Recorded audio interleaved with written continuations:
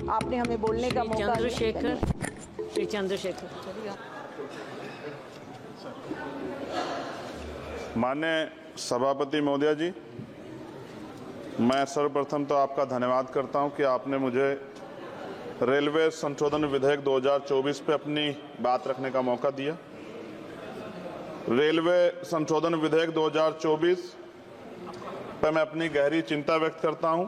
यह विधेयक भले ही रेलवे के शासन ढांचे को सुव्यवस्थित करने का लक्ष्य रखता हो, लेकिन ये हमारे रेलवे सिस्टम की मूलभूत ताकत को कमजोर कर सकता है। केंद्र सरकार की बढ़ती भूमिका भले ही अच्छे इरादों से प्रेरित हो, लेकिन इससे नौकरशाही में देरी हो सकती है और समय पर निर्णय लेने की क्षमता कम हो सकती है। हमें अपने रेलवे सिस्टम की चपलता और लचीलेपन को खोने का जोखिम उठा रहे हैं। रेलवे बोर्ड में सदस्यों की नियुक्ति मैं मंत्री जी से पूछना चाहता हूं कि क्या SC, ST, OBC और महिलाओं को इस बोर्ड में जगह मिलेगी? रेलवे बोर्ड सदस्यों की नियुक्ति शासन का एक महत्वपूर्ण पहलू है। यह आवश्यक है कि नियुक्तियां योग्यता और विशेषज्ञता के आधार पर हो, न कि राजनीतिक विचारधाराओं के आधार पर। इस मोर्चे पर कोई भी समझौता निर्णय लेने की गुणवत्ता और भारतीय रेलवे के समग्र प्रदर्शन में गिरावट का कारण बन सकता है। जनता की जरूरतें सर्वोपरि है, इसलिए हमारे लिए आम आदमी की जरूरतें सर्वोपरि हैं। रेलवे सुलभ, किफायती और विश्वसनीय होना चाहिए। विधेयक को सुनिश्चित करना चाहिए कि इन सिद्धांतों का पालन होगा। हालांकि विधेयक का उद्देश्य अच्छा हो सकता है, लेकिन इससे संभावित परिणाम दूरगामी है। हमें सावधानीपूर्वक आगे बढ़ना चाहिए और सुनिश्चित करना चाहिए कि सुधार रेलवे के मूल तत्वों को कमजोर न करें। साथ साथ सभापति महोदया, जिस लोकसभा क्षेत्र से मैं आता हूं, नगीना, वो बहुत पिछड़ा हुआ क्षेत्र है। वहाँ के युवा, किसान, महिलाएं, मजदूर जीवन यापन करने के लिए कठिनाइयों का सामना करना पड़ता है उनको। इसलिए मैं माननीय मंत्री जी से मांग करूंगा कि नजीबाबाद से मुंबई और जम्मू के लिए ट्रेन चलाई जाए। साथ साथ नजीबाबाद स्टेशन गढ़वाल का प्रवेश द्वार है। मैं आपसे आग्रह करूंगा कि वहां जल भराव की समस्या होती है स्टेशन पे, उसकी देखरेख की जाए। बेगमपुरा एक्सप्रेस वाराणसी टू जम्मू तवी का स्टॉपेज वहां हो। दिल्ली जाने के लिए सुबह में कोई ट्रेन नहीं है, मुझे भी आना पड़ता है तो बहुत परेशानी का सामना करना पड़ता है अक्सर, जब मैं कोशिश करता हूं कि सेशन में चला जाऊं, क्योंकि ये रेलवे की सुविधा आपने उपलब्ध कराई है। जलालाबाद क्रॉसिंग पे ओवर ब्रिज बनना चाहिए। धामपुर में 2 जगह पे समस्या है सर, कई घंटे खड़ा होना पड़ता है, ओवर ब्रिज की आवश्यकता है वहां। नगीना में ओवर ब्रिज की जो कोतवाली वाला क्षेत्र है उसमें, सेहोरा में ओवर ब्रिज की दिक्कत है, किरतपुर में है। और बैकलॉग सर बहुत इंपॉर्टेंट विषय है। रेलवे का बैकलॉग जल्दी जल्दी भरना चाहिए। जनरल कोच बढ़ाए जाने चाहिए, क्योंकि बहुत बड़ी आबादी रेलवे में सफर करती है। बहुत लोगों की जान दुर्घटना में जा रही है। हमने कई एक्सीडेंट जो है देखे हैं, और एक कर्मचारी की जान के जिस तरह दबके, ये भी एक बहुत बड़ी समस्या थी। जनता में गुस्सा पैदा हुआ, इसकी रोकथाम की जाए। गरीब यात्रा करने के लिए जाता है, अंतिम यात्रा ना हो जाए, इस बात का हमें ध्यान रखना पड़ेगा। साथ साथ इसका मुझे एक मुख्य कारण ये दिखाई देता है कि लोको पायलट को रात और दिन में ड्यूटी करनी पड़ती है। मैं खत्म कर रहा हूं। रात की ड्यूटी कठिन है, उसके बाद पर्याप्त आराम चाहिए। इस संबंध में HPC का सुझाव भी था कि लोको पायलट के लिए 2 रात्रि बाद ड्यूटी का आदेश हो, तो ये इस पे अमल नहीं किया गया, जिसके कारण उनकी आंख लग जाती है और कई बार दुर्घटना होती है। हजारों लोगों की जिंदगी से खिलवाड़ नहीं होना चाहिए। कोरोना काल में बंद गई ट्रेन पुनः चालू की जाए, और SC, ST, OBC के बच्चों को जो पहले पास मिलते थे, जब कई कंपटीशन की तैयारी के लिए वो पेपर देने जाते थे, मिलते तो बंद कर दिए। सरकार कहती है हम दलित पिछड़ों के हितैषी हैं, लेकिन जब सरकार उनके बच्चों के आगे तरक्की के रास्ते बंद कर दी तो कैसे चलेगा?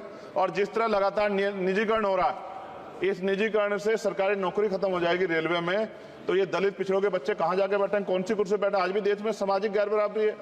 तो मैं इसलिए मंत्री से मांग करता हूँ कि आपने नजीबाबाद में वंदे भारत का स्टॉपेज दिया, इसके लिए मैं आपका धन्यवाद करता हूँ। लेकिन ये भी, इसके अलावा हमने कई मांग उठाई थी, लेकिन उन पर कोई कार्रवाई नहीं हुई। तो मंत्री जी, पार्टी से अलग हटके आप सोचें कि उस क्षेत्र का भी तरक्की होनी चाहिए, ये भी आपके अधिकार क्षेत्र का मामला है। मैं दोबारा सभापति महोदय को धन्यवाद देता हूं और माननीय मंत्री से आग्रह करता हूं कि हमारी मांगों पर ध्यान दें और उस क्षेत्र में अवसर पैदा हो, इसका ख्याल रखें। बहुत बहुत धन्यवाद। पप्पू यादव जी। महोदय जी, मंत्री जी से पहले आग्रह होगा कि मंत्री जी, आपने हमें बोलने का मौका श्री चंद्रशेखर माननीय सभापति महोदय जी, मैं सर्वप्रथम तो आपका धन्यवाद करता हूं कि आपने मुझे रेलवे संशोधन विधेयक 2024 पे अपनी बात रखने का मौका दिया। रेलवे संशोधन विधेयक 2024 पे मैं अपनी गहरी चिंता व्यक्त करता हूं। यह विधेयक भले ही रेलवे के शासन ढांचे को सुव्यवस्थित करने का लक्ष्य रखता हो, लेकिन ये हमारे रेलवे सिस्टम की मूलभूत ताकत को कमजोर कर सकता है। केंद्र सरकार की बढ़ती भूमिका भले ही अच्छे इरादों से प्रेरित हो, लेकिन इससे नौकरशाही में देरी हो सकती है और समय पर निर्णय लेने की क्षमता कम हो सकती है। हमें अपने रेलवे सिस्टम की चपलता और लचीलेपन को खोने का जोखिम उठा रहे हैं। रेलवे बोर्ड में सदस्यों की नियुक्ति में मंत्री जी से पूछना चाहता हूं कि क्या SC, ST, OBC और महिलाओं को इस बोर्ड में जगह मिलेगी। रेलवे बोर्ड सदस्यों की नियुक्ति शासन का एक महत्वपूर्ण पहलू है। यह आवश्यक है कि नियुक्तियां योग्यता और विशेषज्ञता के आधार पर हो, न कि राजनीतिक विचारधाराओं के आधार पर। इस मोर्चे पर कोई भी समझौता निर्णय लेने की गुणवत्ता और भारतीय रेलवे के समग्र प्रदर्शन में गिरावट का कारण बन सकता है। जनता की जरूरतें सर्वोपरि है, इसलिए हमारे लिए आम आदमी की जरूरतें सर्वोपरि हैं। रेलवे सुलभ, किफायती और विश्वसनीय होना चाहिए। विधेयक को सुनिश्चित करना चाहिए कि इन सिद्धांतों का पालन होगा। हालांकि विधेयक का उद्देश्य अच्छा हो सकता है, लेकिन इससे संभावित परिणाम दूरगामी है। हमें सावधानीपूर्वक आगे बढ़ना चाहिए और सुनिश्चित करना चाहिए कि सुधार रेलवे के मूल तत्वों को कमजोर न करें। साथ साथ सभापति महोदया, जिस लोकसभा क्षेत्र से मैं आता हूं, नगीना, वो बहुत पिछड़ा हुआ क्षेत्र है। वहाँ के युवा, किसान, महिलाएं, मजदूर जीवन यापन करने के लिए कठिनाइयों का सामना करना पड़ता है उनको। इसलिए मैं माननीय मंत्री जी से मांग करूंगा कि नजीबाबाद से मुंबई और जम्मू के लिए ट्रेन चलाई जाए। साथ साथ नजीबाबाद स्टेशन गढ़वाल का प्रवेश द्वार है। मैं आपसे आग्रह करूंगा कि वहां जल भराव की समस्या होती है स्टेशन पे, उसकी देखरेख की जाए। बेगमपुरा एक्सप्रेस वाराणसी टू जम्मू तवी का स्टॉपेज वहां हो। दिल्ली जाने के लिए सुबह में कोई ट्रेन नहीं है, मुझे भी आना पड़ता है, तो बहुत परेशानी का सामना करना पड़ता है अक्सर, जब मैं कोशिश करता हूं कि सेशन में चला जाऊं, क्योंकि ये रेलवे की सुविधा आपने उपलब्ध कराई है। जलालाबाद क्रॉसिंग पे ओवर ब्रिज बनना चाहिए। धामपुर में 2 जगह पे समस्या है सर, कई घंटे खड़ा होना पड़ता है, ओवर ब्रिज की आवश्यकता है वहां। नगीना में ओवर ब्रिज की जो कोतवाली वाला क्षेत्र है उसमें, सेहोरा में ओवर ब्रिज की दिक्कत है, किरतपुर में है। और बैकलॉग सर बहुत इंपॉर्टेंट विषय है। रेलवे का बैकलॉग जल्दी जल्दी भरना चाहिए। जनरल कोच बढ़ाए जाने चाहिए, क्योंकि बहुत बड़ी आबादी रेलवे में सफर करती है।